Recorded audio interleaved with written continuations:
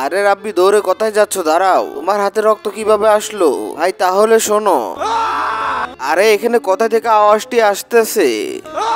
মনে হচ্ছে এই কবর থেকে শোনা যাচ্ছে। আরে এই কবরটি কার আমি জানি না, এই কবরে কেন বারবার এত আওয়াজ হচ্ছে? কোথায় ওই কবর? চলো গিয়ে দেখি। আচ্ছা চলেন। ভাই এই দেখেন এই কবরটি, এটা থেকে আওয়াজ আসছিল। এটা তো আমাদের ইমাম সাহেবের ভাইয়ের কবর। চলো আমরা ওনাকে জিজ্ঞেস করি ওনার ভাইয়ের কবর থেকে কেন এত আওয়াজ শোনা যাচ্ছে। হ্যাঁ হ্যাঁ চলো। আরে জঙ্গির আলী ইমাম সাহেব দাঁড়ান, কি হয়েছে কিছু বলবা? হ্যাঁ তাহলে শুনুন। তাহলে আমাকে সেই কবর কাছে নিয়ে চলো। হ্যাঁ হ্যাঁ চলেন।